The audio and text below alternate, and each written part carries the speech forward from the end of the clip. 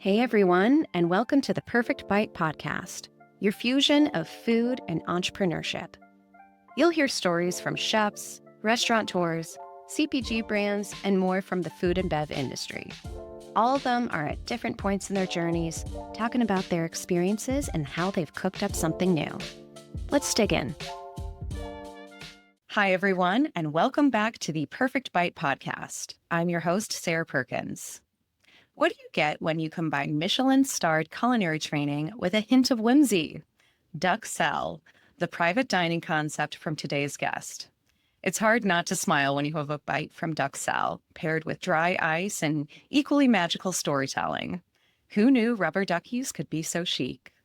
Please welcome today's guest, Chef Donald Young. Hi, Don. How you doing? I'm so happy to see you. I haven't seen you in person it's been A since year. last year. Yeah. It's been a long time. Portland. Yes. And then we were down in Nashville together. I was that's running right. around. I was in the kitchen with you guys. That was pretty funny, actually, because someone took my seat. But that's truly, at a dinner like that, it was one of the best seats in the house because I saw everything come together and it was just such a cool concept. Yes, indeed. So fun. Alrighty. So I always love to start here at the beginning. You've got such an interesting story. When did you first fall in love with food? What were some of those favorite foods when you were a kid? Well, when I first fell in love with food was after I started working in the industry. Growing up, I had a very plain palate with parents that weren't very adventurous eaters anyways. It was a lot of stuff out of a box, out of a can. Some days we either went to Chili's for our really nice family dinner, or we had steaks on the grill with maybe a roasted potato and corn on the cob. Most of the times it was box mashed potatoes as well. So going through the years, I never ate much more than, going out to a restaurant, it was always burgers. I always got a burger, a cheeseburger. I never forget the time when I wanted to not look so plain to a friend. I tried to force myself to eat ribs. And I was like, the whole time I was thinking, I'd just rather have a burger right now. Going forward, my first job was at a Culver for 2.5 years. But while I was there, about to turn 17, my dad, he worked in the bar and restaurant industry, and he had a U.S. Foods rep that had worked for a high-end chef back in the day. And I always had this small interest in cooking. During the holidays, like Thanksgiving and Christmas, I always helped my mom cook. It was, like I said, most stuff out of a box. It was like throwing canned green beans with cream and mushroom soup into it, all that kind of stuff. So I never really had real cooking experience, but I always enjoyed doing it. And I had this opportunity to work at this high-end restaurant for free. So I went and met with Roland Liccioni, and I was like big metalhead, so big curly fro, wore all black, big metal chain, studded belt, all that you could think of. And reluctantly, he said yes. And I started working 1 day a week to learn. And it was a very miserable time, actually. When you don't know what you're doing, really? It ends up becoming, I was cutting myself left and right. I was super slow. The work was tedious, especially when you're at the lowest end of the totem pole and you don't know anything. You're just given the most simple and easiest task to accomplish, and they're just time consuming. So for the first few months, I just almost hated going every single time. I kept doing it. I didn't enjoy food still at this time, it was still very plain. It was just ketchup, mustard on a burger kind of thing. And after a few months, I remember this one night, they gave me the leftover tuna tartare to take home. I had no idea what it was. And when I got home, my mom saw it and asked me, well, what's this? And I was like, well, it's tuna tartare. And she goes, do you know what that is? Yeah. I'm like, I have no idea. And she goes, that's raw fish. I said, that's gross. And I threw it away. So yeah, that's how it was. After a few months, I decided it's like, well, if this is what I'm going to be doing with my life, I got to force myself to start liking food. And while I was at Culver's, I'd just get everything on my burger when it was on break. And I forced myself to start eating lettuce, tomatoes, and onions on it. Pickles were the last thing. I always had terrible experiences with pickles on burgers from McDonald's. When you were a kid, you don't want it. And half the time they always forget to take it off. So you always get that surprise pickle. But, pickles are one of my favorite thing now. I pickle everything. So full circle there, right? So yeah, I started to force myself to like food. And then at a certain turning point, it started becoming, I'm enjoying all this stuff. This is what I want to be eating. My kid palate has finally evolved and gotten to a point. After those few months, I just got kind of frustrated with it. I had a girlfriend in high school. I worked 35 hours a week at Culver's on top of that. And then I was sacrificing my Saturday night to go work at this restaurant. And I just had enough of it Yeah. because I wasn't in love with it as much as I thought I was. And midday, I went up to the chef and just told him I wasn't feeling well and I was going to go home. And he said, okay, whatever. And I left with the intentions of never going back. The next day at our nice family restaurant that we went to, Chili's, I told my parents I wasn't going to do this anymore. And they guilted me hard. And they told me, no, you need to just go back and you'll fall in love with it fully eventually. It's not a great spot for you right now. So I decided to go back. And then a couple weeks later, the restaurant closed. But something had clicked and I fell in love. And so since the restaurant closed, I was like, well, I guess I need to find another restaurant to go do this at. And so I searched around and I reached out to a few different restaurants. I found one. It was a little bit of a big deal for a suburban French restaurant. So I started working there too. And that's how everything kind of kicked off. This is so interesting to me.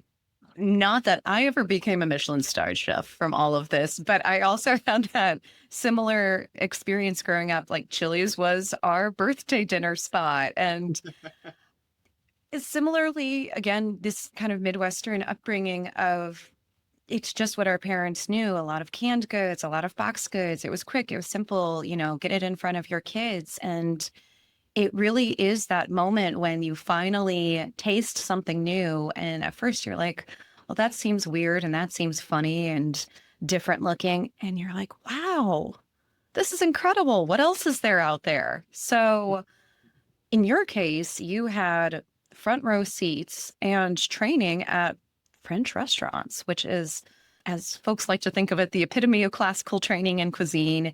Tell us a little bit more about what happened at that suburban restaurant. And you ended up finding your way to France, didn't you? Yeah. When I was at Le Francais, a lot of my tasks were slicing shiitakes really thin and frying them to make like little crisps on a plate. I remember a few times I broke down lobster, and that was extremely difficult to do. Yeah. And there was one guy, this is probably the biggest help that really kept me in the industry, was this one guy that helped me out that for some reason took a strong liking to me. Because it's also hard. I think everyone was in their 30s at this place or older. And so it was hard to like connect with any of these people. There were a few times I had moments that we connected, but like, it's not like I went out with them afterward. Like I had to go straight home afterwards. So I was 17.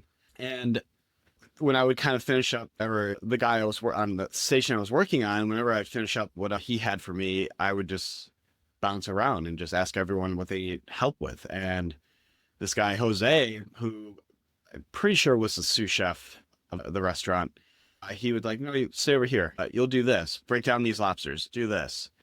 You'll stay here for service. You'll plate the amuse all night. You'll do this all night.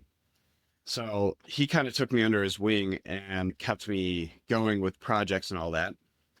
There was a night that I was working on the hot side with chef on the meat side, and I'll never forget that sous vide quail egg. I remember pulling it out of the bag and turning from the stove over to him to give it to him to cut, and it broke in half and fell to the floor. And he was just standing there staring at me. And after that, I picked a whole case of parsley. Got kicked off the line. Yeah, it's A little fun, punishment. intense stuff. But part of the reasons why I wasn't in love with him, Roland scared me a lot. Yeah. He was your typical French chef, less screaming and yelling. He did throw stuff, which was nice. That's a But plus. yeah, I watched him make a few people cry and all that. It's time back then. So that was another reason why I wasn't really in love with it also. So after those few months, one of the things my parents kind of convinced me to go back was maybe it's just not the right restaurant. I was in love with Italian food at that time and really wanted to learn. I remember on my drive there, I would pass a Buca de Beppo, and I was like, that's a place I want to go work at. And not knowing it's a chain, some like just mediocre Italian place, right? And not realizing I'm working at a 5-star French restaurant that's basically world renowned almost. And just not being able to take in what I could have. And regrettably, I look back at those times now. It's like, man, I really wish I had a more open mind. I knew more than what I did, so I could have taken in more from that place. But I mean, that's part of the learning process, right? Those eye-opening moments. I actually sit here now and look back. It's like, wow, my time at Culver's, as simple as the food may be, those systems they have in place to make it flow and efficient were actually, watching the movie Yes. The Founder was actually like an eye-opening movie to me. It was like, wow, it is so true how thoughtful and thought out it is, how that whole thing's put together. So yeah, I projected off. Le Titi de Paris was the name of the restaurant. I changed everything in my senior year to be culinary focused. I went to a vocational school. I started applying for culinary schools. I actually only really applied to a couple. I got accepted to Kendall and figured I'd stay here in Chicago. And at a certain point, that sous chef Jose went to open up a restaurant in the suburbs, and I dropped everything and went to go help him. And the restaurant didn't open well. It was super slow. He got let go, which in turn got me let go, especially because I wasn't that most efficient use of a payroll at that time still too. But hooked and everything kept continuing on. Eventually went off to culinary school, but right the summer before, I ended up back with Jose at Vinya festivals actually, because I just want to keep working for him around. And I spent the summer there working there, learning how to actually work a station by yourself, which was really intense, but a meaningful learning experience, Definitely. I think we can thank Jose a lot. He's been a great Yes, mentor absolutely. to you. But yeah, I went off to culinary school, and as I went there, I told him all I wanted to do was go to France for my internship, and that was my main focus. I got denied twice, and I remember, I'll never forget, I got a call down to the office for internship, and there was a new person there, and she's like, the guy before was let go. He wasn't doing a great job in like some other stuff, and she's like, we're gonna get you to France, and she's like, I think I have the spot for you. The only problem is it's in 6 months, not in 3 months, which is when you need to have your internship. So we'll have to move classes around, and that's not really allowed and all that. So fortunately, the dean of my culinary school had worked for my chef for, I think, like 5 to 10 years or something like that. So with that background, my resume and all that, they let me switch the classes around. So I got to jump ahead, which is funny now because your internship is your final project, like Kendall, the way they switch everything around. So I guess I was just the leading person to show that you don't need internship mid classes. Yeah, I went to France for 6 months, and it was the most magical experience ever. I learned a lot. It was a wild experience, a 20-seat restaurant that had a Michelin star. We did a lunch service and a dinner service. It was a really weird day thing. We started at 9 a.m. Half the time we would meet at the market and buy what we're going to make that day. And then we take a little siesta at 3 p.m. and come back at 6, eat staff meal, and we'd be dinner service by 7. Wow. That does sound magical. I mean, the fact that you picked up that morning what you were going to cook with, how fresh can you get?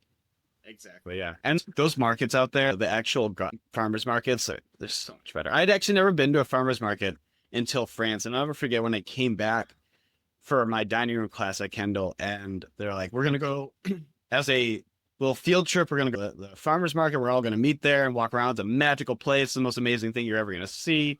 And then I walked in there, it was raining, it was muddy. I was like, this is shit. It's like the one in France You're like, was absolutely not. the one in France was a giant square, beautiful square, tons of vendors. And this is a small town. It's like a 20,000 person town, and it's 10 times better than what we have here in Chicago. And the variety of things you can buy is much more vast than it is here in Chicago, where it's like all zucchini and squash basically during the summer.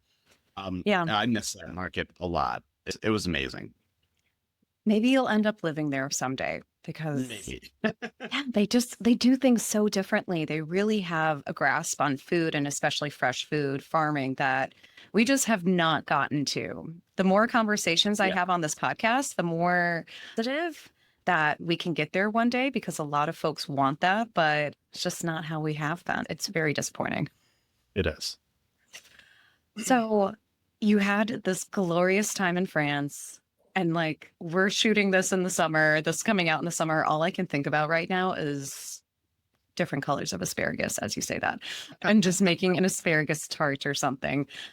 So you come back to the States. When did you decide during all of that it was time to start doing your own thing?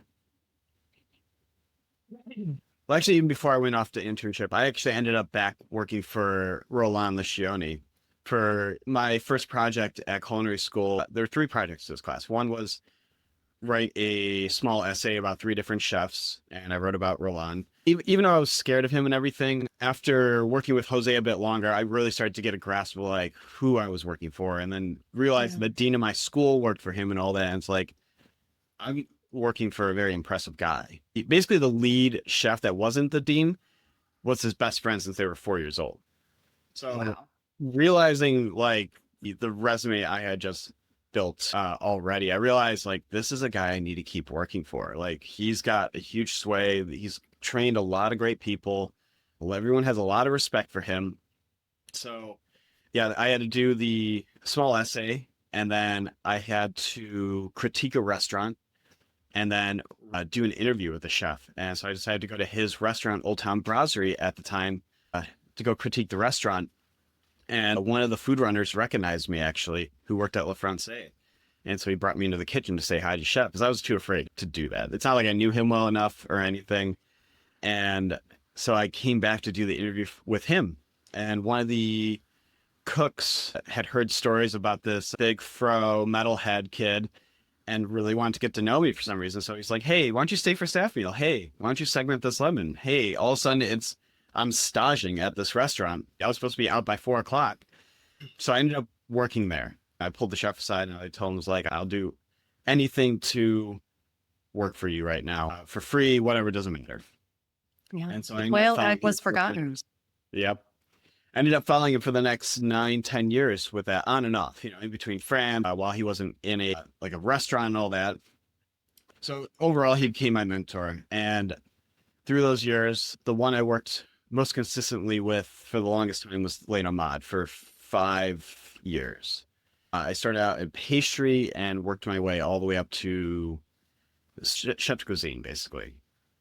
And my friend Sam, who was working there, he and another friend of ours that worked there, they left to go open a restaurant. I was jealous about this because Sam had only worked for like 5, 6 years as a garde manger cook, and all of a sudden now he's going to go open a restaurant. It's like, well, what am I doing? Why am I not getting to that point also? So I started to try and do some pop-ups. I did a couple. Mind you, when I was there, I was consistently making a lot of dishes every week, especially for this family that came in twice a week that got a special 3-course menu every single time they came in. So at first it was just me making one dish, then all of a sudden it's two, and then I'm making 3 dishes with a dessert to offer if they want it. They weren't really big on getting dessert. So, a lot of things coming through, even though a lot of my training is classical French, I, at that time, I actually ran into some trouble twice, actually. I got 2 DUIs my time working there. Yeah, I fell down a hard path of drugs and alcohol. The first one wasn't that bad. The second one, I lost my license and everything. So I had a lot of time on my hands going to work because I had to take public transit. And that's where I started to learn most of my stuff of Googling any question I had, any idea I had to try and figure out different methods and techniques. With Roland, he does not use like agar-agar or any of those hydrocolloids or any molecular gastronomy. I had to learn that on my own and trial and errors with it all. Fortunately, I had a restaurant like that to back me up to be able to do it, but it started to jumpstart what was to come those few years later. When Sam went to go open Temporis, I went through a breakup and couldn't find a place to live because my lifestyle wasn't really that great when you're looking for a room to rent. with people you don't know. So I ended up on his couch actually. And I started helping Temporis any way possible on my off time. I eventually found a room to rent that was a block away from both Sam and Temporis. So when I was walking home from work, I would walk past Temporis, and if Sam was in there, like just sitting around, I'd pop in. Or if they needed help with service, I'd pop in. And after the first couple months, his co-chef and him weren't working out. So it just became the obvious choice for me to step in and jump in with him as a co-chef. The scariest moment of my life was going to tell Roland that I'm leaving. I've never probably been that scared in my life. And I look back at it now and I tell people, it's like, don't be that afraid to like tell what your worth is or put your notice in. And it's like, but when you're in that moment with someone you really respect and you know it's going to make them angry, you leaving. Oh, sure. You like, he just said, yeah, okay, whatever. And he shook my hand and he left. And then the next day we actually had a real talk about it. And, he was very supportive after that. I gave him a month notice too. Also, so That was smart of you. Yeah. Respectful. So yeah, off to Temporis, and that was really the shot to everything. Wow. And thank you too for sharing that you went through a tough time, because I think that folks, when they listen to interviews sometimes with entrepreneurs, it just seems like, oh yeah, and then everything worked out. No, there are bumps in the road along the way. And I'm sure that it gave you a sense of more like resilience and just a clear vision of what you wanted to do with life when you went through all of that. Yeah. I mean, I would not be here today without it. And I'm fortunate I didn't kill anyone or myself, right? It was as terrible as it is, I would not be here without it, no matter what. You absolutely. So, what were those first few moments for Duck Sel? How did you come up with the concept? When did you say you really did take that jump of, I'm going to do it? I'm going to do something that's mine. So when I mentioned I was jealous of Sam opening Temporis, and I was sitting there, was like, well, I need to open my restaurant, basically. When I moved into that room to rent, my roommate and I, to impress a girl, I decided to throw a little dinner party for her, and like a 6 or 7 course dinner. And then I invited some friends of mine and had my roommate sit down. And after that, I realized I should probably try and do a pop-up and trying to think of what to call it. So I had to create an Instagram handle right before that. And I wanted to come up with something clever. So the first thing I came up with was Donald Duck Confit. And it just worked so perfectly. It was such a whimsical, funny thing that it's like, well, maybe it should still, the pop-up should still resonate with that name and kind of bridge off of it. But what, right? And my roommate and I sat there one night drinking beers, just trying to figure out what we call it. And I just bought these posters off of Amazon, a molecule salt and pepper. And I was like, well, what if the body, it was a duck, and the body of the duck was a salt chain of sodium and chloride, and then the organic wings and head and feet all coming out of it? What if that was like the image of it, and it was called salted duck? And I instantly loved that. So salted duck was born. We did a couple pop-ups, and then I got the calling for Temporis and dropped everything for it. Fast forward a few years, went to Temporis, had the unexpected, not so unexpected, but the breakup from it all, and went off to Woodwind, and then the pandemic happened. And I had a few followers at the time, and one of them called me over to do a little dinner for them because his wife was pregnant. And so it wasn't really an ideal thing to be going out anywhere, or because of COVID and all that. So I came in and did a small dinner for them. And then I got brought back to Woodwind to reopen the restaurant, let go 2 weeks later to save money, basically. Oh, no. Oh, come on. Yeah. So I had another family that was following me for a few years, and they were supposed to come in that Friday. And I sent them a message on Facebook. I wasn't that close with them at the time, but I was like getting close with them. And I just told them, look, I'm not going to be here this Friday. I'm no longer at Woodwind. They let me go. I'm not telling you not to come in, but I can't guarantee what the food's going to be like for you guys. So your call. Yeah. So they decided, like, maybe we should have Don do a dinner in our home. And so I did one. And then they had me do another. And I threw that one up on social media, and it took like wildfire. And so I realized, like, shit, I think I have something going here. So I guess I'll like bring back salted duck, right? I was like, but I don't know if I really love salted duck. What if it was like kind of reimagined as Duck Sel? Like Yes. meaning relatively the same ideologies are still there, but then also that fun play of words. And so Duck Sel was born, and I started doing private dinners, and then I took a job. Like 4 months later, I took a job. I was like, I really sat there like, is this the right move for me? Should I be taking a job when Duck Sel's really starting to pick up steam right now? And I was like, trying to figure out what was the best option. It was like, I took the job mainly because of getting my name out there more. I still had a name to Right. build, even though Temporis really shot up a lot of stuff. I was still unknown only from 1 year of being with the star. So I took the job, and after a year, it was not the right move. So I left, and I restarted Duck Sel again as a means to make money while I looked for another job. And after a few of these dinners, one of the places I did a dinner at, the owners of that space were like, "You should come here and do a pop up." And it was like, maybe we'll see. I don't know. And yeah, that's kind of how I got into the pop ups, and everything started taking off. And I think it was like 6 months later, I basically stopped looking for a job. And then a year later, I just never considered I'd be looking for a job anymore. And Duck Sel was it. Yeah. I love that similar to how you fell in love with food is essentially how your concept kept pulling you back. It kept Yeah. saying, don't give up on this. Don't give up on this. I'm still here for you. You just have to come to the right time, the right conclusion. The universe was really looking out for you with that one. Yes, there was. Yeah. So tell us a little bit more about the dinners themselves. How many folks are you typically serving? How many courses?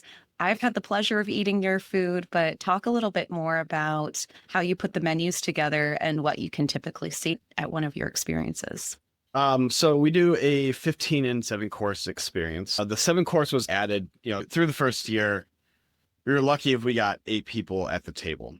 And my girlfriend was the biggest push on this because for the first few months of doing it, the first 2 dinners I did, Eater picked up on it, wrote about it, and my tickets sold out. And then the next month, with no media coverage, and no one knows about we sold, I think, 4 tickets.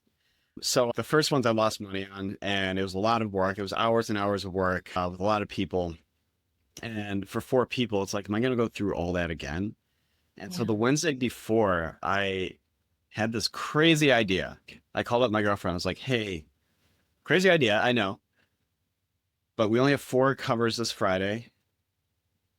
We have a table for 8, right? We could just put them at our table and maybe just invite a few more people to fill up the table. But then, like, I don't have to transport everything and make the loss of money hurt more than it already does. Yeah. And so we ordered a whole bunch of stuff. We decked out the bathroom to make it look like an amenity full bathroom, anything that we could do.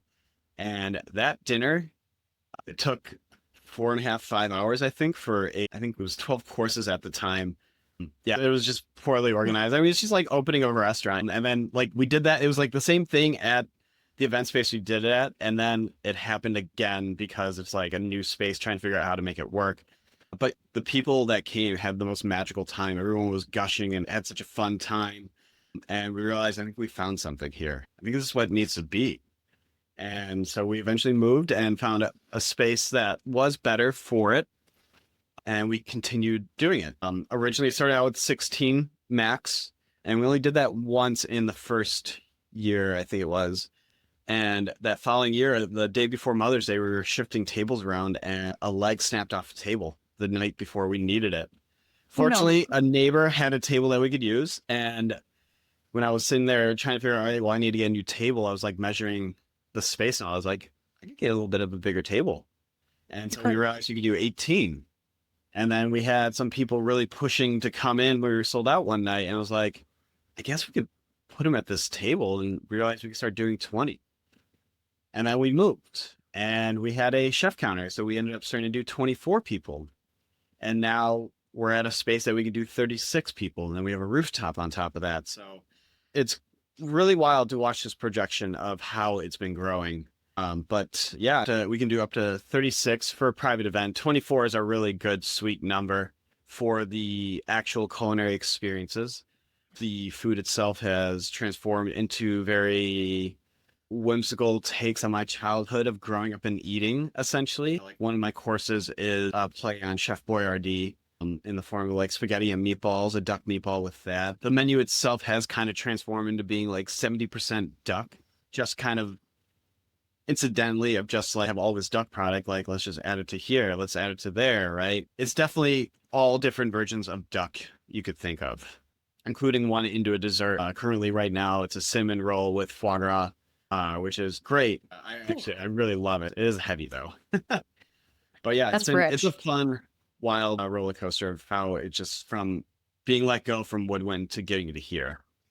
Yeah, you took that moment and you said, let me just put my all into it. And you allowed the natural growth to happen. I think we want everything to happen all at once. We're like, why isn't everything perfect? Why doesn't everyone love this already? And you stuck with it. You also see the ducks throughout your decorations, and you have a duck Yes, call in between courses. So you've even expanded it further. I've seen folks try to take those ducks. Those are expensive. Don't take the ducks. they took them still. They'll still take them. They'll still take them. Yeah. But I think, again, you took something, again, Donald Duck. It could have gone Disney-fied. It could have gone, kind of cheesy. And it's really chic. It's really fun. You love to play with dry ice too. Yes, yes. So you talked a little bit about the evolution. What do you want to start seeing for the future? What do you think is coming up? It's a good question. We kind of take it day by day. We found an idea and market that has really worked for us. And people keep asking me when I'm going to go brick and mortar. And it's just like, I keep telling them, like, why should I right now? Like, if I have such a Right. successful business going the way it's going, and I have a lot more control, less stress over it, like as small of a business as I am, it's much easier. The smaller you are, the easier you can pivot, essentially. So if something were to happen, like if say these coming up dinners, as slow as they might be, like I don't have people depending on a full-time salary from me. So it's easier to just not have those people come in, especially because they're only coming in 2 to 4 days a month. So the future itself is just to keep riding out with what we have. We can't curate an experience exactly like this in a actual brick and mortar commercial spot. So we're just, you know, having fun while we're at it.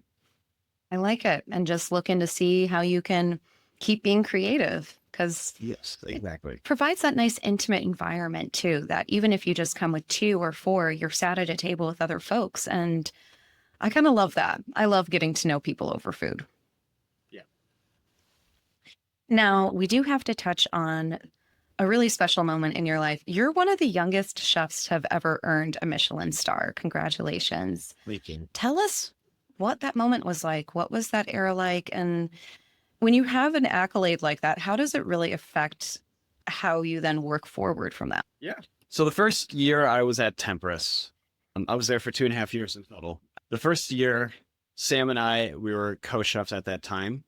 We kept putting up food, and we almost closed down every single Tuesday.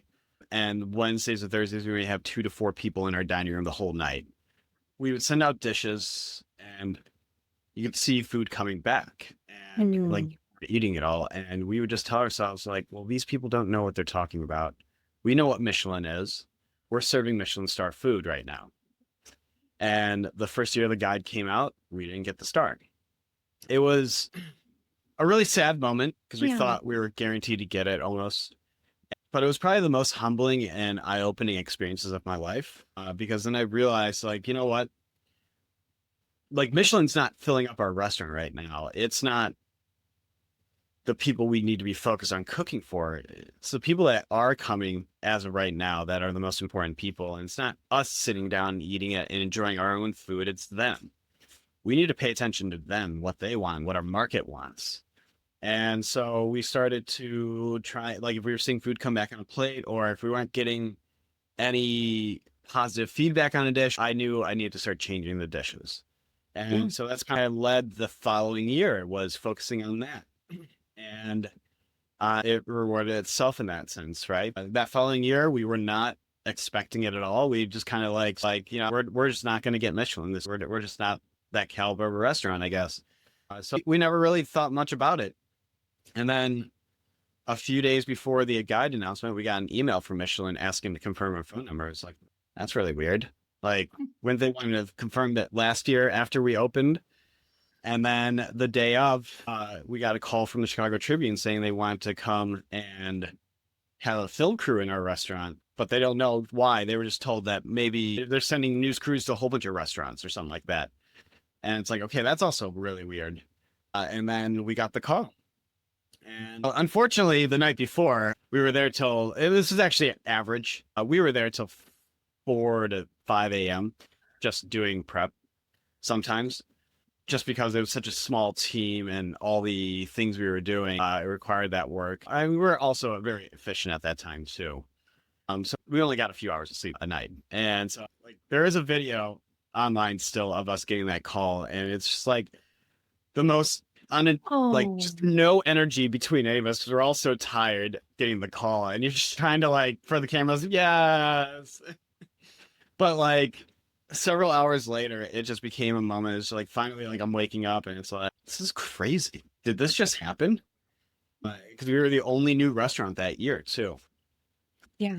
So yeah, it's a crazy moment. It's a life-changing experience to be leading a restaurant to Michelin, especially at such a young age too. And it's like there are definitely chefs that are way younger than me, were younger than me, that are probably way better chefs, that are definitely better chefs than me. And I was just fortunate enough to be on a stage to be able to present.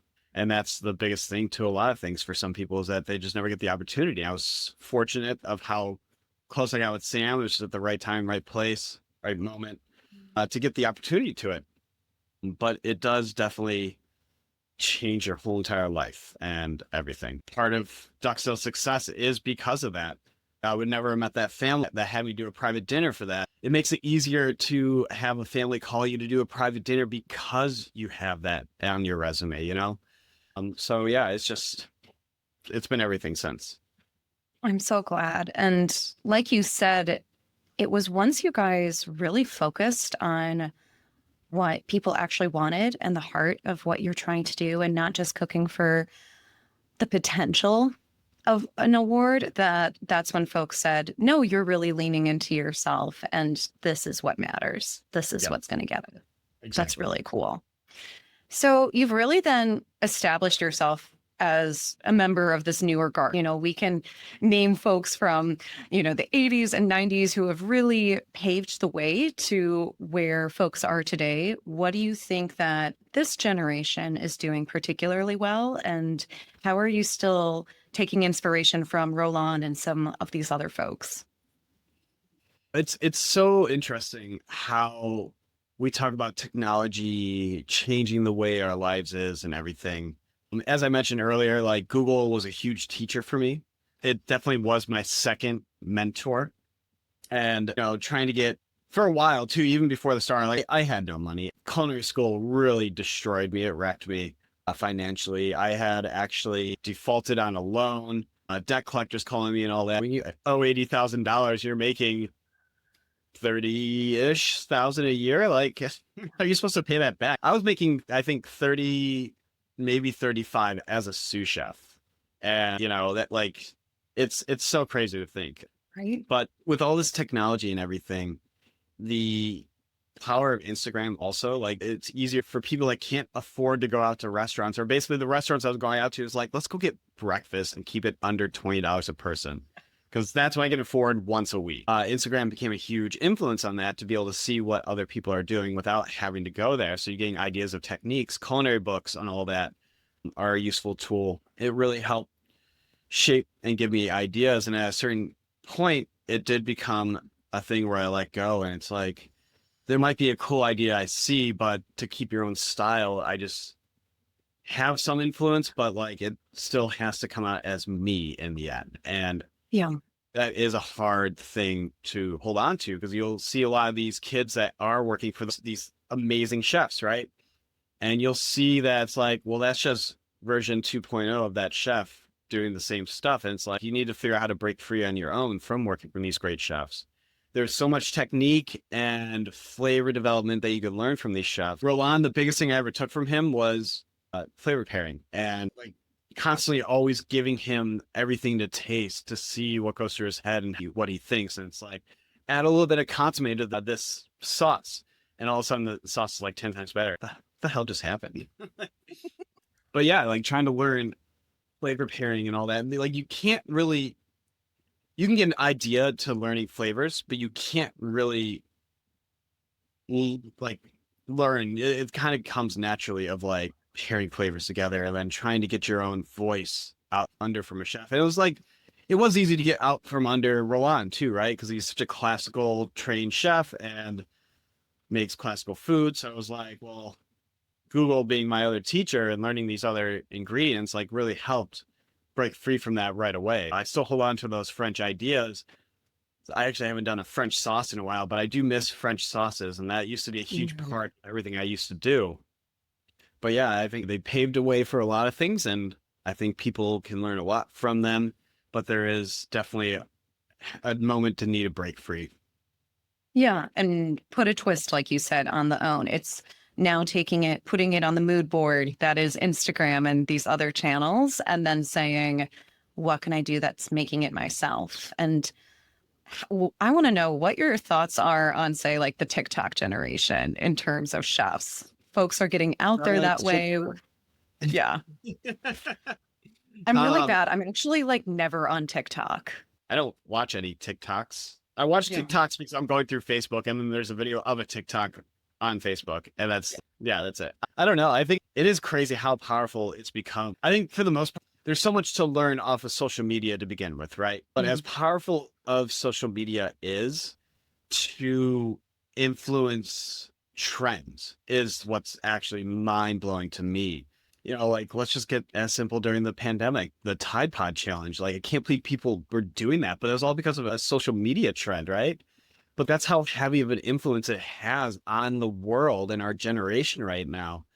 So obviously you have to have a strong social media presence to get good marketing nowadays. Right. It's hard to sort through what's true, right? When you see some of these influencers, and I am definitely guilty as well of using influencers to come to our place to basically put it up to get more awareness of us, right? It's just how you have to pay to play now, right?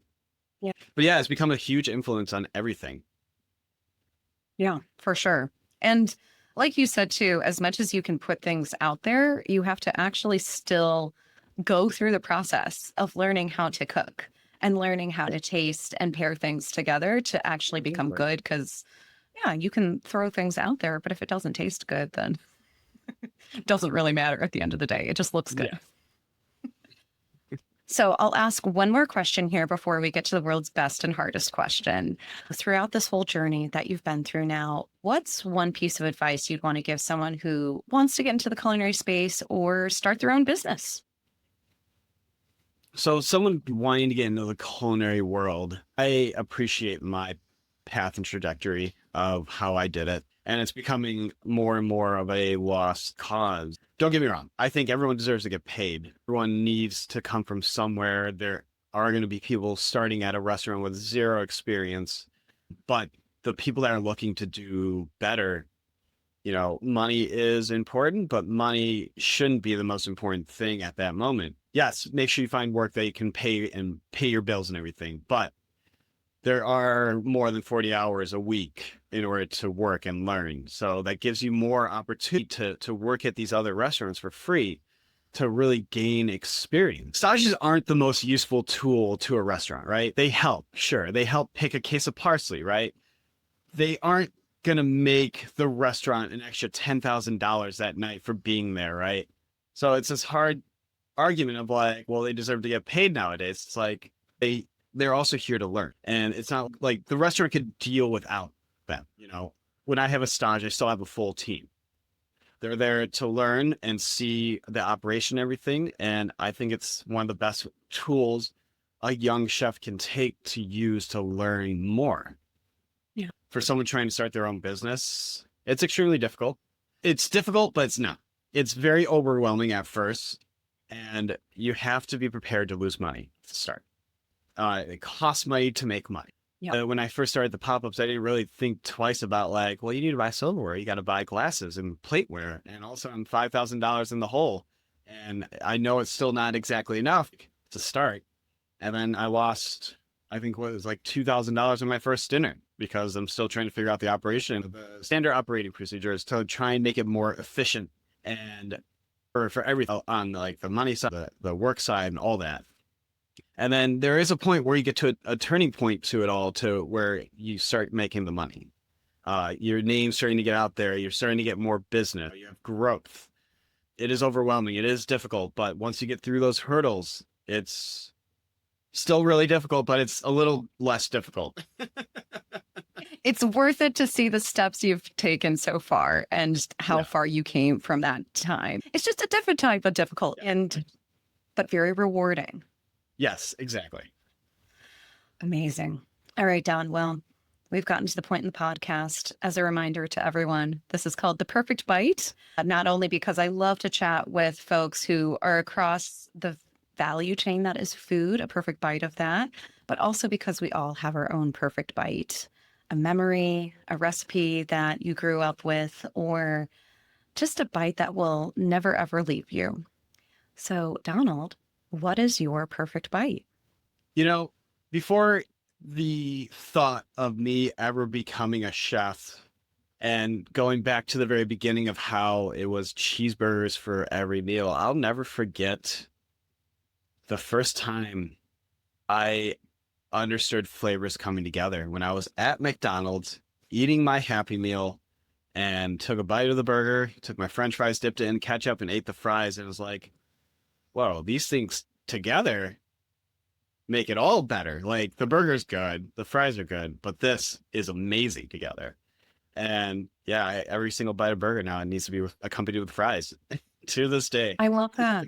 I love that. I think it's so simple and beautiful because, again, you've had a real journey from the food that you've fallen in love with and that you've cooked, but it's still at your heart at the end of the day. Just something simple and something that just tastes good. Good old Mickey D's. Oh my gosh, Don, this has been so great. As we wrap up here, can you let listeners know where to find you? So, how to book the experiences for Duck Sel, your social accounts, and anywhere else they can find you coming up? Yeah, we're located in Chicago, right? You can find Duck Sel culinary experiences on Talk or through our website. Follow me, Donald Duck Confit on Instagram, and Duck_Sel on Instagram as well. Or sign up for our email blast too. Love that. Very simple.